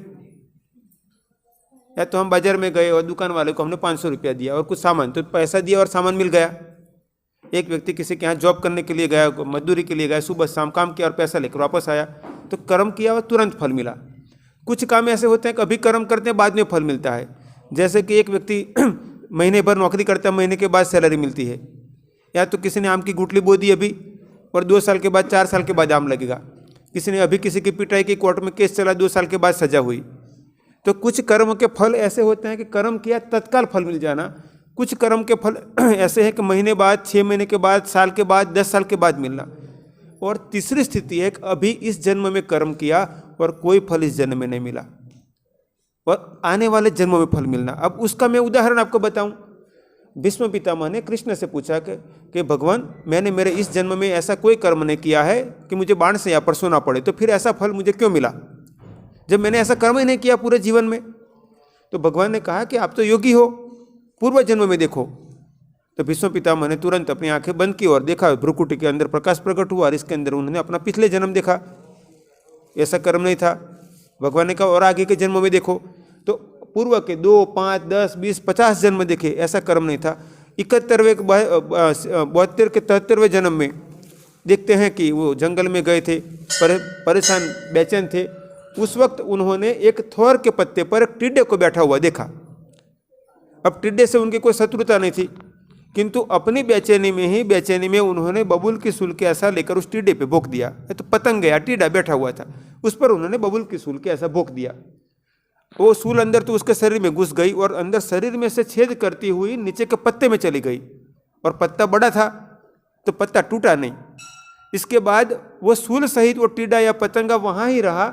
धीरे धीरे कालक्रम से कुछ घंटे के बाद अपने आप उसका वक्त आने के बाद शरीर छूटा। वो कर्म जैसे गाय के पीछे बछड़ा चलता है, 1000 गायों के बीच में उसका बछड़े को माँ बतानी नहीं पड़ती है, वो अपनी माँ के पीछे चलेगा वो। इस प्रकार वह कर्म भीष्म पितामह की जीवात्मा के पीछे चलता रहा। एक जन्म गया, दूसरा जन्म गया, 72 जन्म हो गए, तब तक उसको मौका नहीं मिला। हम यदि अप्रैल महीने में खेत में बीज बोए किंतु जल नहीं मिलेगा तो नहीं निकलेगा, फिर मई में यदि बारिश हो गई तो मई में निकल आएगा। तो 72 जन्म बीतने के बाद कुरुक्षेत्र के युद्ध में ऐसा मौका मिल गया कि एक बबूल की सूल भोंकी थी तो सूलों की सैया पर सुला दिया। 72 जन्म के बाद वो फल मिला। एक हमारा फिजिक्स का सूत्र है, every action force there is an equal and opposite reaction force, के प्रत्येक क्रिया की प्रतिक्रिया इक्वल और ऑपोजिट होती है।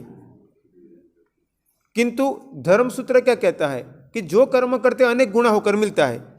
जैसे मक्के का बीज बोया अनेक दाने लगते हैं, गेहूं का दाना बोया अनेक दाने लगते हैं। तो हम जो कर्म करते हैं वो अनेक गुणा होकर मिलता है कभी कभार। तो भीष्म पितामह ने एक तो सूल तो एक ही भोंकी थी, किंतु 72 जन्म के बाद वो अनेक गुणा होकर बाणों के सैया पर सुला दिया। कृष्ण भगवान से उन्होंने कंप्लेन की थी, भगवान मैंने इस जन्म में तो कर्म ही ऐसा नहीं किया है, फिर भी बाणों के सैया पर क्यों? जब उन्होंने ये देख लिया तो उनकी कंप्लेन खत्म हो गई। इसलिए हमारे पास 3 विकल्प है। कर्म अभी करो तुरंत फल मिल जाए, कर्म अभी करो 2 महीने, 4 महीने, 2 साल, 4 साल बाद फल मिले। जैसे कि किसी की बेटे की शादी है, एक व्यक्ति ने उसको अंगूठी दी कन्यादान में, मित्र था। अब इसके बाद 5 साल के बाद जिसने अंगूठी दी थी उनकी बेटे की शादी आई, तब उसने अंगूठी वापस की। अब उसका फल तो मिला किंतु 5 साल बीत गए। तो कुछ फल तुरंत मिलता है, कुछ सालों के बाद मिलता है और कुछ जन्मों के बाद मिलता है। अब हमारे हाथ में ये है कि हम निर्णय नहीं कर पाएंगे कि हमने कर्म किया अभी मिलेगा कि बाद में। इसलिए मनुष्य के पास इतना है कि प्रार्थना और पुरुषार्थ, अच्छे कर्म करते रहो और भगवान से प्रार्थना करते रहो।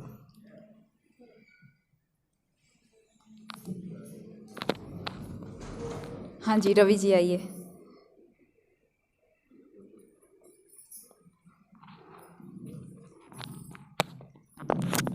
जय भगवान। गुरुजी, मेरा प्रश्न है कि आज जो हम यज्ञ करते हैं और यज्ञ में अगर हमें यज्ञ की पद्धति ठीक तरीके से अगर पता नहीं है तो उस यज्ञ की सार्थकता कितनी है? ओम। आपको मैं एक स्थिति समझाता हूँ। जैसे मान लो हमने खिचड़ी पकाई, यदि खिचड़ी किसी को ठीक ढंग से बनाना नहीं आता है, किंतु खिचड़ी कच्चा नहीं रहा, अंदर चावल या दलिया कच्चा नहीं रहा, तो भी फायदा तो होगा ही। यदि बढ़िया बनाई होगी तो स्वाद भी अच्छा और स्वास्थ्य भी अच्छा। किंतु यदि मान लो कि खिचड़ी पकी हुई है किंतु ठीक ठाक तरीके से नहीं बनाए तो स्वाद अच्छा नहीं होगा और फायदा होगा थोड़ा कम होगा। ऐसे यज्ञ के अंदर मुख्यतः 5 बातें यज्ञ मीमांसा में बताई गई है। इसमें मुख्यतः 5 बातें बताई गई है। 5 बातों में एक तो दक्षिणा है, दूसरा पवित्रता है, मंत्र है, विधि है, इसका इष्ट स्वरूप या स्थान चयन, ये सभी बातें इसमें आ गई। तो कोई व्यक्ति यदि पूर्ण नहीं कर पाता है किंतु कुछ बातों का ठीक करने का प्रयत्न करना चाहिए। जैसे हमें दिया करते हैं, दिया यज्ञ का ही एक छोटा स्वरूप दिया है। दिया प्रज्वलित करना वह भी यज्ञ का ही एक स्वरूप है। घर घर में वर्तमान में भले यज्ञ नहीं करते हैं किंतु हमारे सनातन धर्म में आज भी दिया के रूपी यज्ञ चलता है कि इसमें घी की आहुति होती है और वायु में फैलती है और वो दिया करते हैं हम भगवान को याद करते हुए। तो यज्ञ में मुख्यतः बात होती है पवित्रता का पालन, वो करना चाहिए। दूसरी बात होती है शुद्ध रूप से मंत्रों का उच्चारण। तीसरी बात होती है उसका क्रम, कौन से क्रम में क्या कर्म करना चाहिए। चौथी बात होती है उसमें कौन सा द्रव्य पसंद किया गया है, आहुति देने के विधि विधान और इसकी अंतिम पूर्ण आहुति इत्यादि। किंतु फिर भी यदि आपको ऐसा नहीं कर पाते हैं तो मैं आपको एकदम छोटी सी विधि बताता हूँ और फिर इसके फल के बारे में कहता हूँ। यदि मान लो किसी व्यक्ति को यज्ञ करना है और अभी उसको पूरी विधि नहीं आती है, फिर भी वो चाहता है कि मुझे कल सुबह में अपने आप ही यज्ञ करना है, तो यज्ञ में पहले आता है पवित्रीकरण। अपने बाएं हाथ में जल ले लो और भगवान का नाम बोलकर अपने आप पर छिड़क दो। चाहे राम का नाम बोलो, चाहे शिव जी का नाम बोलो, चाहे गायत्री मंत्र बोलो, पवित्र। इसके बाद होगा दाहिने हाथ में जल लो और 3 बार भगवान का नाम बोलते हुए आचमन कर लो। तीसरी बात हुई, दूसरी बात के बाद तीसरी बात न्यास करना। भगवान का नाम बोलते हुए अपने शरीर के मुख्य मुख्य अंगों को स्पर्श करो, वो होगा न्यास। न्यास का मतलब है देवत्व को धारण करना। इसके बाद आ गया प्राणायाम। दाहिने नाक से श्वास लो, थोड़ा रोक रखो। बाएं से प्राणायाम की एक अपनी विधि विधान है, किंतु इतना न भी आए तो सीधे टटर बैठो और बाएं नाक से श्वास लिया, दाहिने से निकाला, दाहिने से लिया, बाएं से निकाला, थोड़ी देर रोक रखा, ये प्राणायाम हो गया। जिस एक मिट्टी के पात्र में या तो कोपर के पात्र में कैसा अपने सामने रख दिया, गाय के गोबर के उपले या तो आम की लकड़ियाँ इत्यादि ले ली और भगवान का नाम बोलते हुए अग्नि प्रकटा दिया। भगवान का नाम बोलते हुए आपने बीच की 2 अंगुली अंगुष्ठी आहुति दो और मंत्र के बाद में स्वाहा बोलकर आहुति दो, पूर्ण आहुति में प्रार्थना कर दी, तो भी उस यज्ञ का भी फल तो जरूर मिलेगा ही। किंतु ये जरूर है कि विधि विधान से यज्ञ करोगे तो उसका शास्त्र में लिखा हुआ पूर्ण फल मिलेगा। अब यदि एक होता है धूप करना और एक होता है अग्निहोत्र और तीसरा होता है यज्ञ करना। धूप करते हैं तो क्या होता है, उस द्रव्य वायुमंडल में फैले। सिर्फ घी आप जलाओ तब भी वायुमंडल में बहुत मात्रा के अंदर पॉजिटिविटी पैदा हो जाती है। किंतु यदि इसमें आपने जौ डाल दिया या तिल डाल दिया, आम की लकड़ी का उपयोग कर दिया या गोबर के उपलों का उपयोग कर दिया, तो वो भी वायुमंडल में सिर्फ धूप करने मात्र से भी वायुमंडल बहुत पॉजिटिव, रोग प्रतिकारक शक्ति बढ़ाने वाला, सकारात्मकता देने वाला बन जाता है बिना मंत्र को। किंतु इस संसार में जितनी भी स्पिरिचुअल विधियाँ है वो मुख्यतः 2 साइंस पर डिपेंड है, इलेक्ट्रोमैग्नेटिक साइंस और बायोकेमिकल साइंस, यानी जैव रसायन और विद्युत चुंबकीय। इस 2 पर पूरे संसार में आप अध्ययन करते चलोगे तो इन 2 में से तीसरा कुछ भी नहीं है। क्योंकि प्रार्थना करोगे, मंत्र बोलोगे, मान लो मुसलमान नमाज पढ़ रहा है गुरुद्वारा में, वो अपने वहाँ प्रार्थना कर रहे हैं, चर्च वाले अपनी प्रार्थना कर रहे हैं, हम तो इसमें सब में इलेक्ट्रोमैग्नेटिक फील्ड डेवलप होगा। दूसरा, आप गाय का घी का दिया करो या देव पूजन करो या तो यज्ञ करो तो बायोकेमिकल रिएक्शन होगा। यदि ये इलेक्ट्रोमैग्नेटिक और बायोकेमिकल 2 को हटाओ तो 0 हो जाएगा। अब ये होगा कि एक व्यक्ति मंत्र बोलता है तो उसका इलेक्ट्रोमैग्नेटिक फील्ड अपने आप डेवलप होने लगेगा और उसकी ऊर्जाएं इस ब्रह्मांड में जो ग्रह नक्षत्र घूम रहे हैं उसके साथ टकराएगी, वापस आएगी। 1 सेकंड में, करीब 1 सेकंड के 7वें हिस्से में पृथ्वी से बाहर जाकर वो वापस आ जाएगी। इतनी स्पीड से आप साइंस में पढ़ ही सकते हो। तो एक व्यक्ति यदि मंत्र का ठीक विधि नहीं जानते हुए भी मंत्र बोलता है तो इलेक्ट्रोमैग्नेटिक फील्ड तो बनेगा ही बनेगा उसका, तो उसका लाभ मिलेगा। वो आहुति देगा तो बायोकेमिकल रिएक्शन आएगा ही आएगा। तो यदि कोई व्यक्ति ठीक विधि न जानकर भी यज्ञ करे तब भी उसको लाभ मिलेगा। हाँ, 100% नहीं मिलेगा। मैं अनुमान करता हूँ कि भविष्य में हो सकता है साइंस इतना डेवलप हो जाए। एक होता है किरलियन फोटोग्राफी, आप इसके बारे में नेट पर अध्ययन कर सकते हो कि हमारे शरीर की ऊर्जा का किस प्रकार की ऊर्जा है, कितना गहरा है, अंदर कौन से चक्रों में कैसे कलर है, वो आप फोटोग्राफी से माध्यम से देख सकते हैं। जब कोई भी व्यक्ति बैठा बैठा इतना भी कर ले कि थोड़ी देर सीधा टटार बैठे, गहरा श्वास ले, ओम का उच्चारण करे, फिर गहरा श्वास ले, ओम का उच्चारण करे, यदि 10-15 मिनट इतना करता है तो उसकी बॉडी की ऊर्जा में तुरंत चेंज होना स्टार्ट हो जाएगा। दूसरा, उसने कुछ भी नहीं किया, दूसरा काम किया उसने, ओम भूर्भुवः स्वः तत्सवितुर्वरेण्यं गायत्री मंत्र बोला, 5-7 मिनट में चेंज होने लगा। तो सिर्फ मंत्र उच्चारण से, सिर्फ अग्नि में आहुति देने से भी बदलाव होने लगा, सिर्फ द्रव्य की आहुति देने से बदलाव होने लगा। तो मतलब ये हुआ कि सभी एनर्जी तो क्रिएट करते ही है, अकेले द्रव्य की आहुति, अकेले मंत्र का उच्चारण। यदि मंत्र का उच्चारण और द्रव्य की आहुति दोनों दिया जाए तो और ज़्यादा ताकतवर दोनों रिएक्शन होगा। और यदि विधि अनुसार किया जाए तो कंप्लीट सर्किट बन जाएगी, और सर्किट की वजह से शास्त्र में लिखा ऐसा परिणाम मिलेगा। बहुत अच्छा। और आखिर में सर्वमंगल के लिए प्रार्थना करते हैं, फिर गुरु जी को प्रणाम करके प्रसाद ग्रहण करेंगे। सभी आंखें बंद कर लेंगे। ओम सर्वे भवन्तु सुखिनः, सर्वे सन्तु निरामया, सर्वे भद्राणि पश्यन्तु, मा कश्चित् दुःखभाग् भवेत्। ओम शांति शांति शांति। सभी आत्मीय जनों को ओम जय भगवान।